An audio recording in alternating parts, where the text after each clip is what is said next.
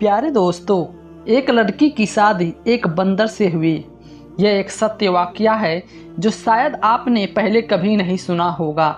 इस शादी के बाद उस बंदर ने उस लड़की के साथ क्या किया, हम आपको आगे बताएंगे। इसलिए अगर आपको वीडियो पसंद आए तो ज़रूर देखें, लाइक करें और हमारे चैनल को सब्सक्राइब करना ना भूलें। दोस्तों, प्राचीन काल में एक राजा था। एक बार राजा अपने मंत्री के साथ घूमने निकला। उन्होंने जंगल के पास डेरा डाला था। जब खाने का समय हुआ तो मेज सजाई गई। इसी बीच राजा ने देखा कि एक बंदर बहुत बड़े पेड़ पे बैठा हुआ चुपचाप सब कुछ देख रहा है। उसमें बंदर जैसी कोई हरकत नहीं थी। राजा ने कहा, इस बंदर के सामने भी थोड़ा खाना रखो। सेवकों ने ऐसा ही किया। बंदर के सामने भी थोड़ा खाना रखा गया। बंदर पेड़ से नीचे उतरा और एक छड़ी लेकर कोयल से कुछ लिखा और फिर बंदर ने उसे राजा को दे दिया। छड़ी पे लिखा हुआ था, मैंने कहा मैंने ऐसा खाना नहीं खाऊंगा, लेकिन मेरे लिए वह भी दस्तरखान लगाया जाए जो राजा के लिए लगाया गया है। राजा को यह देखकर बहुत आश्चर्य हुआ। राजा ने आदेश दिया कि उसके लिए भी वैसा ही दस्तरखान लगाया जाए जैसा मेरे लिए लगाया गया है। बाद में बंदर पेड़ से नीचे उतरा और खाना खाने के बाद फिर पेड़ पे चढ़ गया। अचानक आसमान में काले बादल छा गए। सेवकों ने जल्दी जल्दी सारा सामान समेटा। राजा ने सेवकों से कहा कि बंदर के सामने टाट का एक टुकड़ा रख दो ताकि वह भीग न जाए। सेवकों ने टाट का एक टुकड़ा लाकर बंदर के पास रख दिया।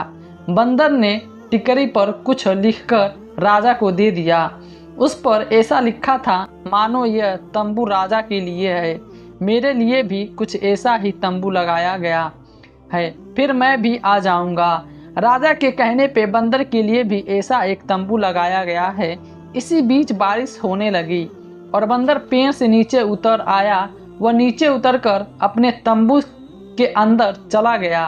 कुछ दिन बाद जब राजा वापस जाने लगा तो राजा ने सेवकों से कहा कि जाकर बंदर से पूछो कि क्या वो हमारे साथ चलने को तैयार है। तब राजा ने टिकर पर कुछ लिखा, जैसे हाथी राजा, उसके लिए भी ऐसा ही हाथी तैयार किया जाए जैसे मेरे लिए भी हाथी एक तैयार किया जाए, तब मैं जाऊंगा। राजा ने बंदर की बात पर ध्यान दिया और उसके लिए भी अपनी तरह की सवारी तैयार करवाई। जब राजा वह महल के पास पहुंचा तो राजा ने आदेश दिया कि सेवकों के लिए बने सीवरों में एक सीवर बंदर को भी दिया जाए। लेकिन बंदर ने फिर लिखा कि मेरे लिए वैसा ही महल बनवाया जाए जैसे राजा के लिए है, तब मैं वहीं रहूँगा, अन्यथा वापस जंगल चला जाऊँगा। मैं चला जाऊँगा। राजा के पास एक और महल थी जहाँ वह बहुत कम जाता था। वह महल बंदर को दे दिया गया। राजा की पत्नी और सेवक बंदर से बहुत नाराज थे। बंदर भी राजा के महल में आने लगा। वह सभी मामलों में बहुत ध्यान से सुनता। जब राजा कोई गलत निर्णय लेने वाला होता तो बंदर तुरंत राजा के हाथ से कागज ले लेता और उसे फाड़कर कलम से सही निर्णय लिखकर राजा को दे देता। राजा को बहुत गुस्सा आया, लेकिन फिर राजा को समझ आया कि बंदर की वजह से वह कई गलतियों से बच गया है। राजा की एक सुंदर बेटी थी और राजा अपनी बेटी से बहुत प्यार करता था। एक दिन राजकुमारी अपनी सहेलियों के साथ बंदर को देखने आई। बंदर ने राजकुमारी को देखा तो उसे घूरने लगा। राजकुमारी बंदर से डर गई और उसे घूरने लगी। भाई अंदर, और तब से ऐसा होने लगा कि जब भी राजकुमारी शीशे में अपना चेहरा देखती तो पीछे से बंदर का चेहरा दिखाई देता। पता नहीं बंदर उसके कमरे में कैसे घुस आया। एक दिन बंदर ने कागज की एक पर्ची पे कुछ लिखा और राजकुमारी को थमा दिया। पर्ची में लिखा था, क्या तुम मुझसे शादी करोगी? मेरा विश्वास करो, मैं भी बहुत सुंदर हूँ। राजकुमारी जानती थी कि यह एक शरीफ बंदर है, मुझे कोई नुकसान नहीं पहुँचाएगा। धीरे धीरे राजकुमारी को बंदर से सहानुभूति हो गई। जब यह खबर राजा तक पहुंची तो उसे ये बात अच्छी नहीं लगी कि बंदर उसकी बेटी के कमरे में आता जाता रहता है। राजा अगले दिन बंदर से मिलने गया। बंदर उसके पास आया और राजा महल में मौजूद था और बोला, देखो मैं नहीं जानता तुम कौन हो, मैंने तुम्हारी हर बात मान ली, मैंने तुम्हें अपने बराबर का दर्जा दिया, शायद कोई दूसरा राजा तुम्हारे साथ ऐसा नहीं करता और अब तुम मेरी बेटी को परेशान कर रहे हो। मैं यही काम शुरू किया है, मुझे ये बिल्कुल पसंद नहीं है। इसमें पहले कि मैं कोई सख्त कदम उठाऊं तुम रुक जाओ। बंदर जल्दी से महल से कागज और कलम लाया और कुछ लिखकर राजा को दे दिया। उसमें लिखा था कि मैं तुम्हारी बेटी से शादी करना चाहता हूँ और मैं तुम्हें विश्वास दिलाता हूँ कि मैं तुम्हारी बेटी को हमेशा खुश रखूँगा। राजा ये पढ़कर दंग रह गया कि उसकी फूल सी राजकुमारी की बेटी शादी एक बंदर से कभी नहीं हो सकती। राजा ने कहा कि मेरे जीवन में ऐसा कभी नहीं हो सकता। बंदर झट से राजा की कमर से तलवार निकाली और दूसरे हाथ में लिखा, अगर ये तुम्हारे रहते नहीं हो सकता तो मरने के लिए तैयार हो जाओ, मैं तुम्हें मार डालूंगा और तुम्हारी बेटी से शादी कर लूँगा। तुम मेरे मोहसिन हो, तुमने मुझे इस महल में रखा, मैंने मेरे खाने पीने का इंतजाम किया, मैं तुझे मारकर तुम्हारे खून से अपने हाथ नहीं रंगना चाहता। राजा ने जब अपनी मौत का सामने देखा तो कहा, ठीक है, मुझे थोड़ा सोचने का मौका दो। राजा अपने महल में वापस आया। वो बहुत परेशान था। एक तरफ उसकी बेटी थी और दूसरी तरफ वो सारी रात पैदल चलकर अपनी ज़िंदगी मुसीबत में बिता रहा था। लेकिन उसने अपनी पत्नी को कुछ नहीं बताया। वो जानता था कि जैसे ही उसकी पत्नी को इस बारे में पता चलेगा तो सुबह तक पूरा महल अपने सिर पर उठा लेगी। राजा ने तय कर लिया था कि वो अपनी जान देगा लेकिन अपनी बेटी की शादी बंदर से नहीं करेगा। वह अपनी बेटी के पास कुछ सलाह देने गया कि बेटी, अगर कल को मुझे कुछ हो जाए तो तुम अपनी माँ की देखभाल कैसे करोगी और सल्तनत को कैसे संभालोगी। राजकुमारी ने आंखों में आंसू भरकर कहा, अब्बा डार्लिंग, डैडी, तुम कैसी बातें कर रही हो, अल्लाह तुम्हें ज़िंदगी भर खुश रखे। राजा ने कहा, बेटी, वह बंदर भी मेरे पीछे आ गया है, मुझसे कह रहा है कि मैं उसकी शादी तुमसे करवा दूं, वरना वह मुझे मार डालेगा। लेकिन यह नामुमकिन है, मैं तुम्हारी शादी कैसे करवा सकता हूँ। तुम्हारी माँ ने उसे मारने की कई बार योजना बनाई लेकिन वह हमेशा नाकाम रही। वह बंदर अभी भी जिंदा है। राजा ने कहा कि मैं जाकर बंदर को साफ साफ कह दूंगा कि मैं अपनी बेटी की शादी कभी तुमसे नहीं करवा सकता, उसके बाद शायद वह मुझे मार डाले। तुम जाकर अपनी माँ के साथ तय खाने में छिप जाओ और जब तक बंदर यहाँ से न चला जाए तब तक तुम बाहर मत आना। राजकुमारी ने कहा, पिताजी, आपका जीवन इतना भी बेकार नहीं है, आप मेरे पिता ही नहीं इस राज्य के राजा भी हैं। आप जाकर बंदर से मेरे रिश्ते के लिए हाँ कर दीजिए। आखिरकार राजकुमारी ने किसी तरह अपने पिता को मना ही लिया। राजा ने बंदर को अपनी सहमति बताई और बंदर ने कहा कि आप शादी की तैयारी शुरू कर दीजिए। जब मलिका को इस बात का पता चल गया तो उसने महल में अपना सिर उठा लिया और शादी के दिन राजा ने रानी का एक कमरे में बंद कर दिया और राजकुमारी का विवाह बंदर से करवा दिया गया। राजकुमारी वहां से चली गई और बंदर के महल में चली गई। अगले दिन जब राजकुमारी महल में वापस आई तो वह बहुत खुश थी। जब थियम ने यह देखा तो हैरान रह गया। मलिका ने कहा, बेटी, तुम उस बंदर के साथ खुश हो? राजकुमारी ने कहा, हाँ माँ, मैं बहुत खुश हूँ। राजकुमारी दिन में अपने पिता के महल में रहती और रात को बंदर के महल में चली जाती। एक बार रात के समय रानी ने नौकरानी का वेश धारण कर लिया और बंदर के महल में चली गई। राजकुमारी के कमरे का दरवाज़ा बंद था। मलिका उन दोनों की बातें सुनने लगी और उसे अंदर से किसी की आने की आवाज़ सुनाई दे रही थी। आदमी की बोलने की आवाज़ सुनाई दे रही थी। मलिका ने ताले के छेद से अंदर झांका तो देखा कि राजकुमारी एक बहुत ही सुंदर युवक के साथ बैठी हुई थी। वह राजकुमारी के साथ हंस हंस के बातें कर रहा था। वह जो कह रहा था उसे देखकर मलिका हैरान हो गई और सोचने लगी, अच्छा ये तो मामला है, तभी तो मैं कहाँ सकती हूँ कि मेरी बेटी इस बंदर के साथ इतनी खुश कैसे हो सकती है। अब मलिका वहाँ से मुड़ी और चलने लगी। एक एक करके बंदर वहाँ से खाक परी देखकर मलिका सोचने लगी कि अपने ऊपर इतनी मोटी बंदर की खाल क्यों पहनता है और बंदर की तरह क्यों घूमता है। अगर मैं इस खाल को जला दूं तो यह फिर कभी बंदर नहीं बनेगा। यह सोचकर वह बंदर की खाल उठाती है और अपने महल में ले जाकर उस खाल को आग में जला देती है। उधर मलिका बंदर की खाल में आग लगा देती है, उधर राजकुमार को जलन होने लगती है। राजकुमार को बचाओ बचाओ के बाद हैरान राजकुमारी वापस अपने पिता के महल में चली जाती है। जब वह जाती है देखती है कि उसकी माँ ने बंदर की खाल में आग लगा दी है। राजकुमारी ने जल्दी से आग बुझा दी। राजकुमारी को पता चल गया कि उसकी माँ ने यह काम किया है। वह रोने लगी और बोली, मेरे अम्मा प्यारी, तुमने यह मेरा सुहाग ही उजाड़ दिया। आखिर तुम्हारी मुझसे क्या दुश्मनी थी। उसकी माँ बोली, बेटी मुझे कैसे पता, मैंने सोचा था कि अगर मैं वह बंदर की खाल जला दूंगी तो वह जरूर इस युवक होगा, इसी तरह मेरा दामाद भी राजा बना रहेगा। राजकुमारी बोली, मम्मी मैंने तुमसे कहा था कि मेरे हाल पे छोड़ दो, अब तुम शांत हो गई हो। राजकुमारी की सारी बातें सुनकर माँ परेशान हो गए। जब राजा बंदर के बारे में पता चला तो उसने नौकर को भेजा, लेकिन कहीं से भी बंदर की कोई खबर नहीं मिली। अब राजकुमारी ने जोगन के कपड़े पहनकर और राजकुमार की तलाश में निकल पड़ी। वो जंगल में भटकती रही और उसके पैर के छाले पड़ गए। रूप बिल्कुल बदल गया था। एक रात राजकुमारी उसी जंगल के एक पेड़ के नीचे बैठी थी। उस पेड़ के ऊपर चकोर और चकोर बैठी और राजकुमारी की बातें कर रही थी। चकोर सुन रहा था। दरअसल चकोर एक पक्षी है। चकोर ने कहा कि क्या बात कर रहे हो, इतनी परेशान क्यों हो। चकोर कहा, यह तो यूरोप की तरह क्या बताऊं, एक राजकुमार है, मुझे उसकी बहुत चिंता है। उसने बोला कि चकोरी ने राजकुमार की हालत कैसी होगी।